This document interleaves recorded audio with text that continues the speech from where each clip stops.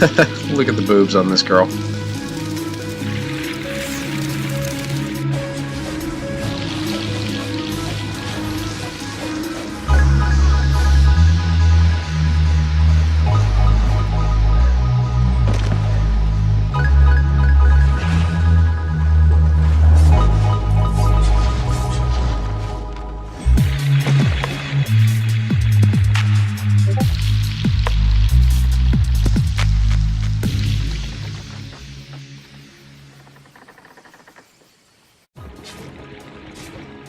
Alright, YouTube, what's going on? So today we're just going to talk about what we're going to be doing in Albion, what we're going to talk about. Mostly trading, but that's because I'm a gatherer. My character class is, mainly focused on gathering and trading and transporting and crafting. So there's a lot of that. Although, because of the new release of the random dungeons, it is incredibly easy to get fame, and fame is your experience, and with enough experience you can pretty much do anything in this game. So what I'm running right now, currently, and we'll take a look right now, stop right here. What I'm running currently is we have, let's see, oh, here we go. We have around T6 Curse. I believe we have, oh nope, only T5 on the books. But we're mainly running Curse Staffs. We also have T6 Daggers. We have T6 Torches to go with the daggers because I mainly specialize in one-handed daggers right here. And then we're working on getting our plates to T6, which is currently at 24, 24, and 29. I'll be able to run T6 plate shoes very soon. And with the tank build, I run mace. So that's at T5 to level 21. So that coupled with a shield, that makes up my tank build. My shield is already at T6, so I can run T6 shields. But that's just how easy it is for someone who is mainly focused in crafting. It just shows how easy it is to get a lot of fame and level up your stuff. I already in 1 week went from Grandmaster Reaver to Elder Reaver, and also from Grandmaster Adventurer to Elder Adventurer, which I got the other day. Let's talk about trading. Trading is very essential in Albion. It's a player-generated economy, and it basically makes the game. It makes PvP viable, it makes ganking viable. It's like the lifeblood of any given game is the player-generated economy. So, like what I'm doing, I went from Limhurst. This is the map. Went from Limhurst, went through Innis Moon, all the way to Cairndarg. I'm going to Fort Sterling. Why am I going to Fort Sterling? Because at Fort Sterling, you can craft a whole bunch of wood into wood planks. So I'm going to make a bunch of wood planks. Why am I making a bunch of wood planks? We'll get to that in a little bit. Here we are at Fort Sterling, and we're just going to go ahead and craft our wood. Since the O'Brien update with the randomized dungeons, they also changed the way you bank and market in any of the major cities. So that's kind of nice. We'll take a look at that in just a little bit. But let's talk about why we're turning these planks. Well, the main reason is because it's good for finding fame. The other reason is so that when we go to Caerleon and buy a bunch of really, really cheap oxes, we're going to turn those oxes into rideable mounts, and then we're going to sell them at one of the other major cities. good rule of thumb, if you can buy it cheap somewhere, chances are you don't want to sell it cheap in the same location, since all the prices seem to cascade off each other depending on their location. Which is why trading and trade routes are especially important for you to know, because if you're planning on ganking these would-be traders, you're going to need to know where they're going. You're going to have to figure out, okay, well, this is the best place to probably gank because there's going to be a lot of foot traffic through here. And if you're a trader, you're going to need to know where to go and where not to go and at what times, because you don't want to carry a whole bunch of wood or a whole bunch of like 5.3 or just heavily enchanted materials. Like, I'm carrying my armor, my tank armor that was gifted to me by a fellow guildmate, and I would just hate to have to have lost it, because it was 400k worth of armor and weapons, so that would really suck to just lose out of the blue. So I need to know where to go and where not to go, and we're going to be talking about that in a later video. Okay, so this is why I traveled all the way from Lyndhurst to Fort Sterling, because to refine wood at Fort Sterling into planks, I get a 35% return rate. A 35% return rate on my resources that I wouldn't have gotten in Lyndhurst. In Lyndhurst, it's like every other major city. It's 15%. If you have focus, that number goes up to 47%.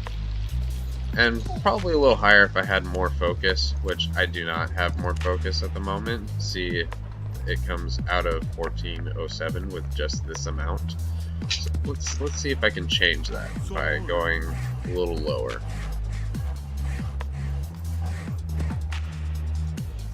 Okay, 53%. There we go. So it goes all the way up to 53% maximum resource return rate if I spend crafting focus. Focus is something you get when you have premium active, and you can pay for premium with either real life currency or in-game currency for up to 1 month, 3 months, 6 months, and 12 months. This is actually a really nice system that they have on the currency.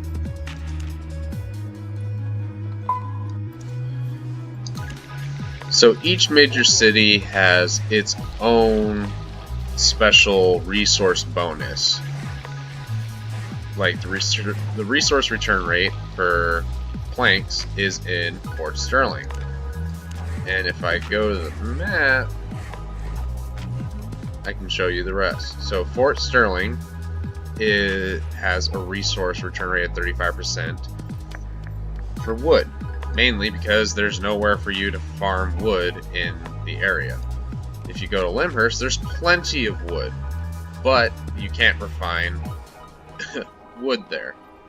Instead, you get a 35% return rate of cotton.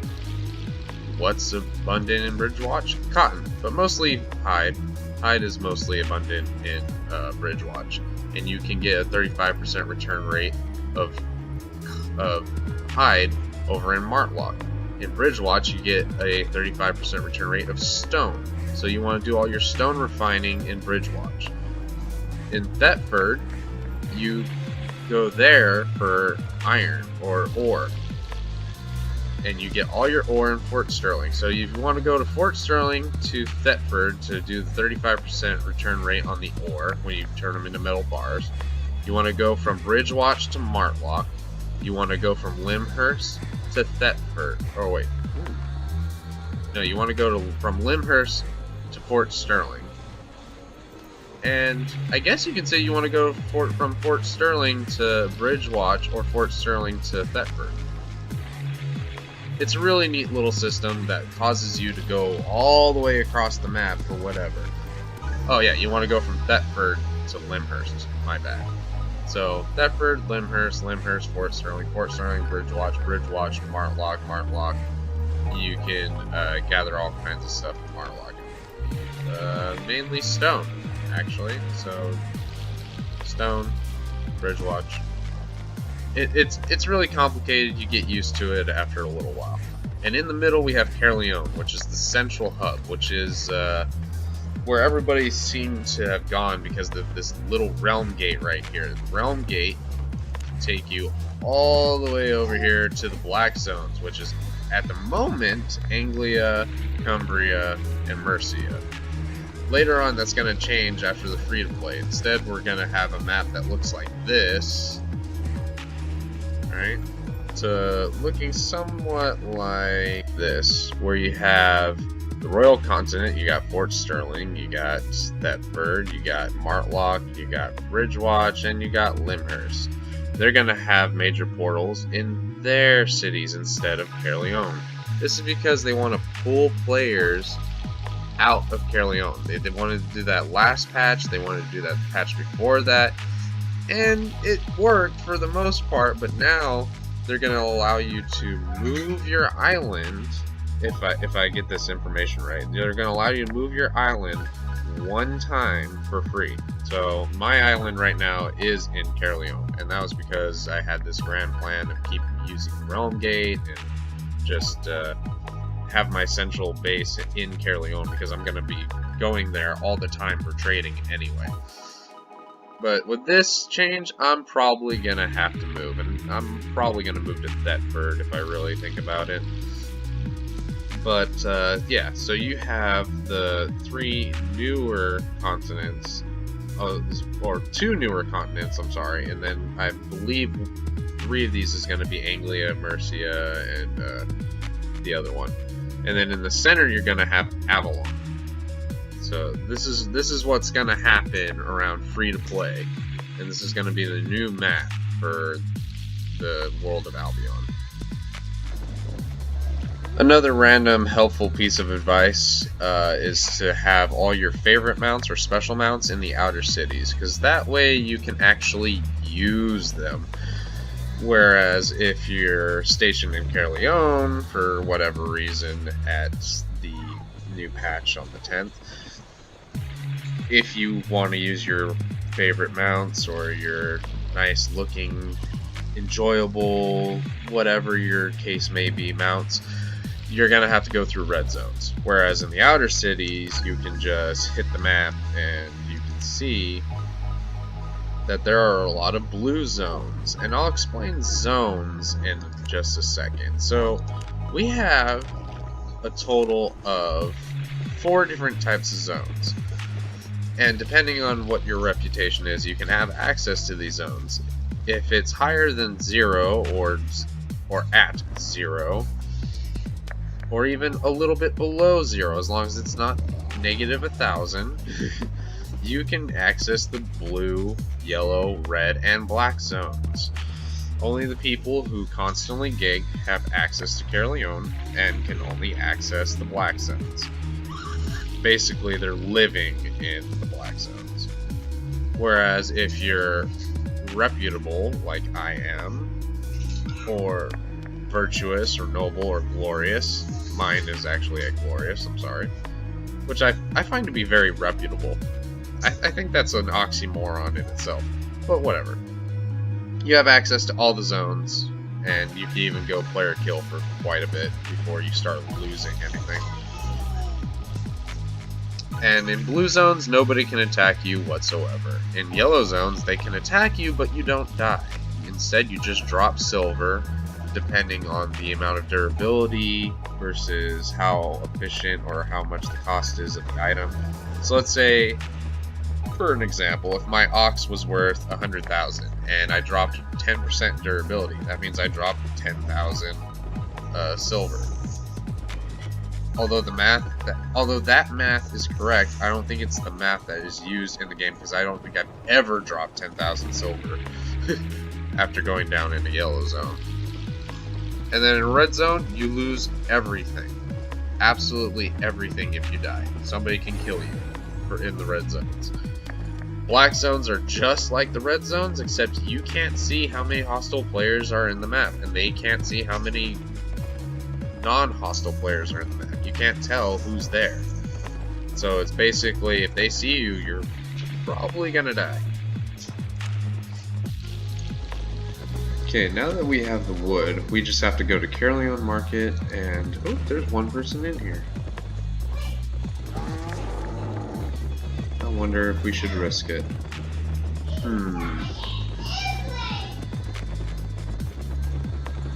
Okay, note that I'm going around now that I know that there's somebody in or at it.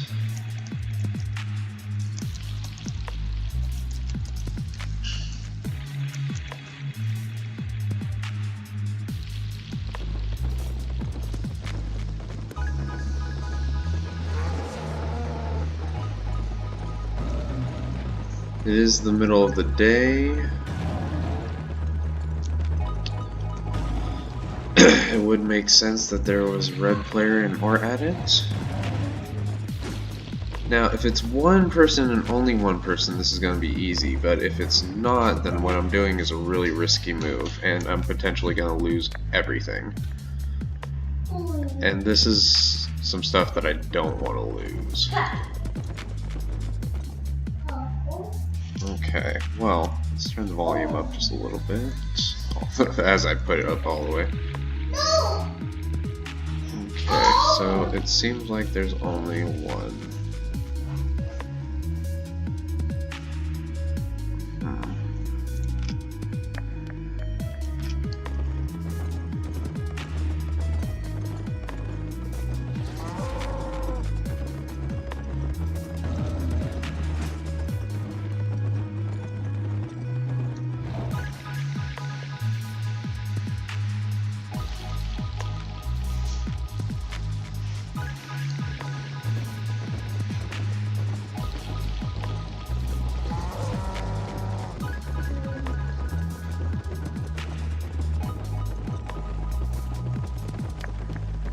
Well, we're gonna go for it.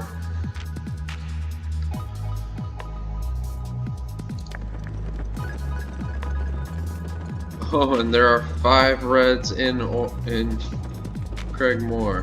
Oh no. Oh no no no no. Well, let's hope that they don't gank the crap out of me.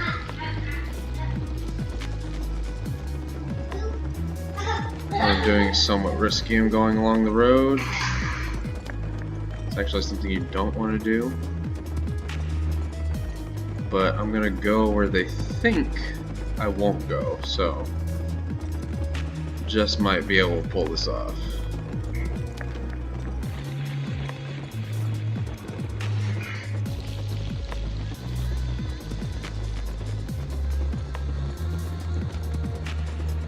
Oh yeah, I think we're gonna be just fine.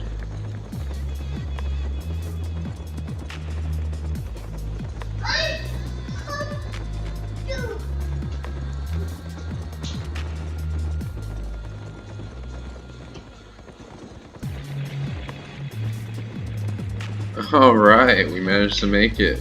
Okay. Well, yes, so what I did you don't want to do, and it was incredibly risky, and I probably should have gotten ganked and killed, but it paid off. So now that I'm in care, what we're going to do is we're going to go down towards the auction house, and we're going to buy as many oxes as we can for the wood that we have. It takes 30 wood planks to make an ox mount. So I have 608, which means I can make 20? 20. I can make 20 mounts. Let's do this.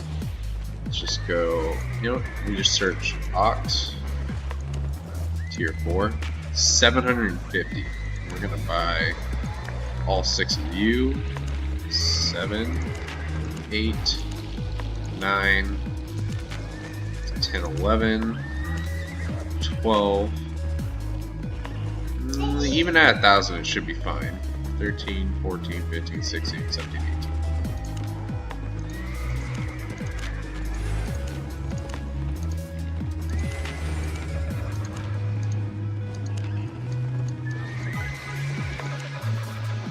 18. $19 and $20. Okay. So that should be 20 oxes. Yep, 20 oxes. Fantastic. Now, what you need to do that you've gotten your oxes is you need to scout both Caerleon and the outer cities to see what sells the most. I already know what it is. We're gonna go to Thetford. So I just gotta go and make these into mounts now. Here's another thing that's good to point out. Each city, even the main hub, has all these different kinds of buildings that are available, and they're all player owned. So you get to set the prices for the usage. So like the tax here is 150%, and that's the one I used to go to a lot. So now I'm not going to go there. This one is at 46%. It's better, but still pretty high. It's at 46%, 50%, 50%, 43. That's the best I've seen so far. 46. Sadly, we're gonna have to go to the one that has 43%, unless I have a mount. Oh, what is it called? A saddler. Unless I have a saddler on my personal island. Let's check my personal island first. Oops. Personal island. This is another thing the game offers, is your own personal island. And I do in fact have a saddler, and it's an adept saddler, which is perfect because that's exactly what we need. Adept is T4, and I bought a bunch of T4 ox. I have a horse.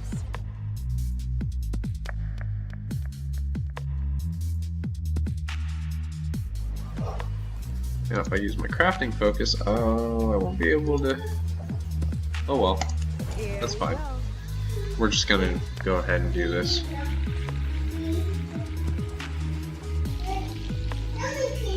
Yeah, you're cleaning up, baby boy? You're so adorable. Yeah, I will clean the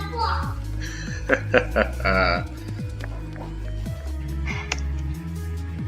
And now that we're at our personal island, we're gonna go ahead and put away this armor that I don't want to lose. And the weapons as well, the shields. And instead we'll pick up my curse staff, and how about the eye secrets? Or this one helps with energy regeneration. Let's go ahead and get the book instead. Cast time modifier, that's better. Yeah, that'll be good. So we're gonna run with that. It's not like we're gonna use it, we're just gonna be transporting, but it's always good to have what you want to use. And let's see, we got all this extra wood. Let's go ahead and put it in with our resources here. Wood planks with planks. Sort. So now we have our 20 oxes. You can see some of them are different and they won't stack on top of each other. That's because they have different qualities. So this are normal oxen, these are good oxen, and this is an outstanding oxen. There's normal, good, outstanding, excellent, and masterpiece ratings for the quality of an item. These affect the prices.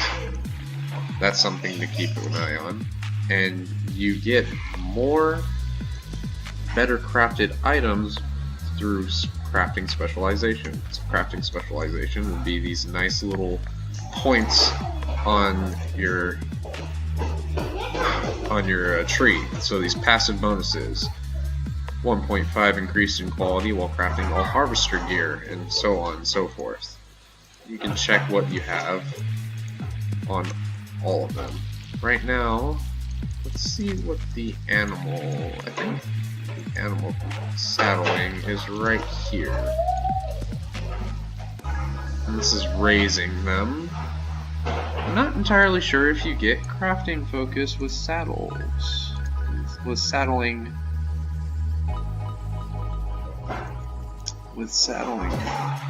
animal. That's interesting. I don't think we get passive bonuses for the saddling.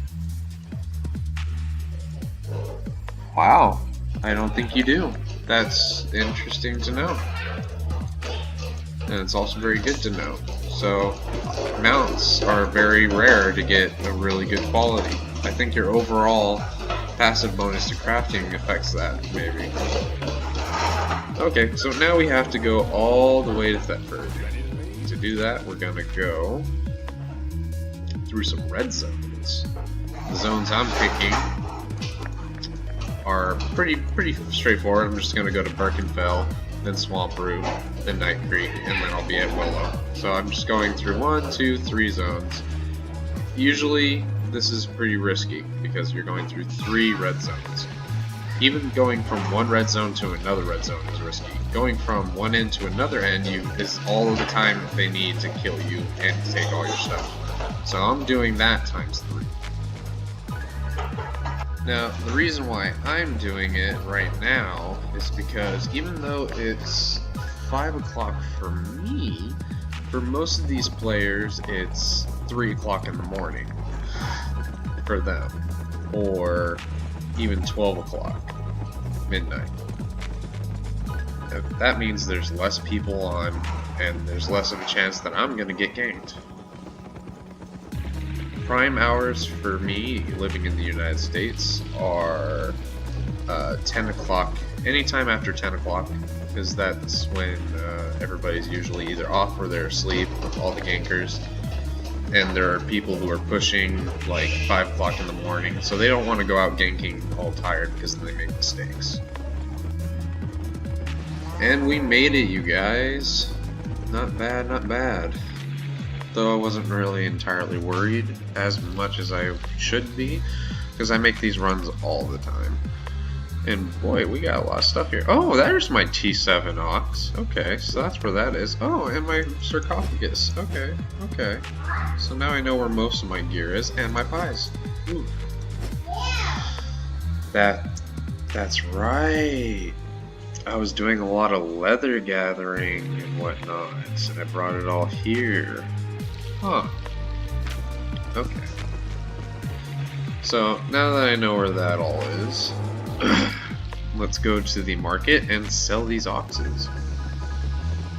Now, the price should be around 16,000, and that's not what we're seeing here. What we're seeing, yeah, see, here's some that I was selling previously. What we're seeing is 4,800, and that's just a little steep.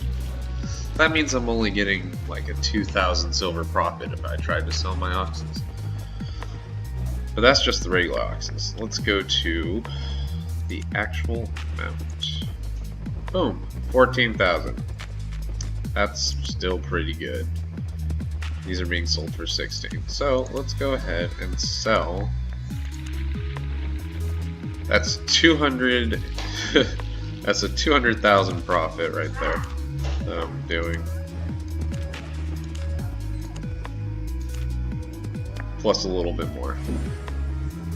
So there. Now they're up to be sold along with everything else. This one's normal. This guy's probably going to sell his oxes way quick because it's 19 good quality oxes. And he's selling them for 14,000 a piece. I think we could flip that. But we would have to buy this guy's oxes too. And I don't know if I want to flip my gold for just a simple 2,000 profit, but 19 is getting in the way.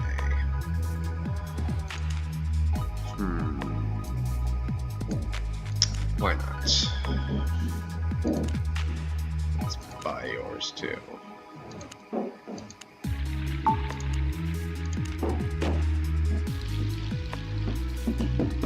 Huh?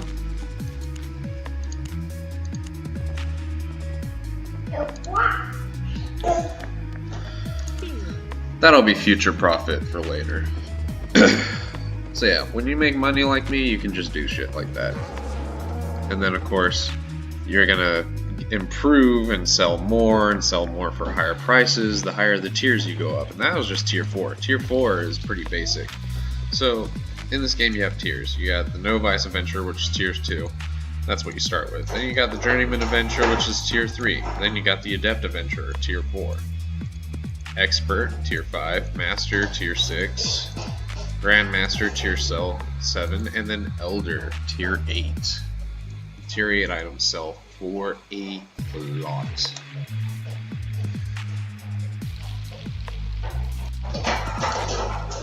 Other things you could do in Albion is that you could join an expedition, either solo or group, and these are kind of like campaign missions where you just go from one end of the map to the other end of the map killing mobs until you reach the boss. You kill the boss, you get rewarded. And the arena is like if RuneScape and Star Wars Battlefront had twins with League of Legends.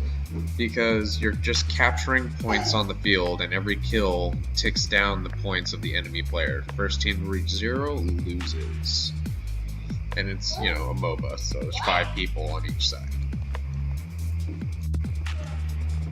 And we'll be showing you some arena videos later, but a key thing to note is that this guy right here, he's the travel planner. And with the travel planner, you can travel between the major cities for just a small price of silver, and you can carry everything with you while doing so.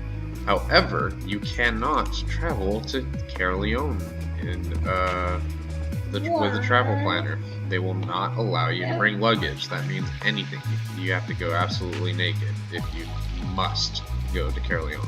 So that goes for your personal island too. Since my personal island is in Caerleon, I cannot travel to Caerleon or my personal island at the cost of silver. I have to either get there on foot or go naked.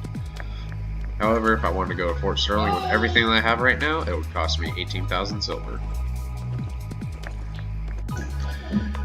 And yet another thing to know is that since the Merlin update, we now have faction warfare, which means that you can flag up for a faction and enlist in a particular city faction. So I'm in Thetford right now, and I can enlist in the Thetford faction. When I do, no matter where I go, whether it's a blue zone, yellow zone, red zone, black zone, it doesn't matter where I go, but everything I do, whether I gather, whether I kill mobs, whether I hunt players or whatever, I'm gonna get faction points for that. But the drawback is that other factions or red players can attack and kill you in any zone, as long as you're flagged up. So keep in mind that you might not want to faction up if you're carrying something that you're not planning on losing. And you can do this to also do trades, which cost Vine Hearts, or regular hearts from said factions. For Thetford it's called Vine Hearts. And now that I'm enlisted, I can now accept any of these contracts, which basically they make me travel to places in major cities. So this one, it will cost me 15 Vine Hearts, and I would have to stay below 100% weight, and I would have to keep the quest item in my inventory, stay alive, and stay enlisted into my city, so I can't unflag. The reward for going to Shady Clock or Shady Garnet in Lucen Hill or Gutris Hill is I get 19 Rock Hearts, which are from the Martlock faction. So I turn 15 hearts into 19 hearts, and I can keep doing this as long as nobody kills me and takes my loot. To unflag, you just simply click on this little shield, and you have to be unmounted while doing so.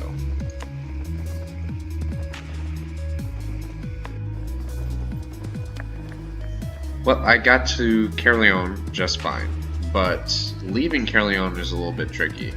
I'm trying to go to Deadbang Gully through the underground passage, then Slow Tree Plain, and then Lazy Grass. Once I'm in Lazy Grass, it's safe, but I can't go there because there are 2 gankers putzing around, and if I decide to leave the area, they'll just pursue me because I am on an ox, and ox are like candies to gankers, so I can't do that. And also, this brings us to our last two things that we need to talk about in order to fully introduce you to Albion. There are, in fact, 1, 2, 3, 4, 5, 6, 7 open world bosses. One of the most contested being Innis Moon, the Earth Mother boss. And that's because she's in a yellow zone, so people don't tend to die in yellow zones. Unless you're faction flagged, of course. And they're all on a set timer. This one will appear in 18 hours and 44 minutes, so will all the other ones. Elite Bone Crusher Earth Mother. The keepers offered high amounts of silver and other valuable items to their mother. Claim it against all odds, be they ancient cultures or other adventurers. This boss is suited for groups of 10 players. So you have open world bosses, and then you also have open world resource bosses. Let's see if I can find a resource node on one of these maps. Oh, here we go. So, rock outcrop, granite and slate. This area has an unusual concentration of granite and slate, as well as other rocks. Not only does that happen to be the case, but it's also a spawn point for one of the resource bosses, which is a giant rock golem. And then you also have these things called treasure sites. Treasure sites are awesome because they're available every hour. You just go to them and claim the treasure that's inside. Oh, it doesn't show on this map, but treasure. Well, let me find a closer. How about this one? Oh, it's not showing this one either. Oh. I think it's probably because I'm in a city and not in the actual zone. But yeah, so they show every hour, and you can contest them, try to claim them. Sometimes you can get them just by themselves without any contesting. And then there's also relic lockers and relic treasure sites, or relic chests, and those appear every 10-12 hours. If I'm not mistaken. So this one's going to open in 2 hours and 42 minutes, so 3 hours for me. And I'm probably going to get one of the relic chests. I'm not going to say which one because it's pretty uncontested. Every time I go there, nobody seems to be there. So telling you where it is would be counterintuitive. And, well, there you have it. That's basically Albion in a nutshell. I hope to see you free-to-play players very, very soon.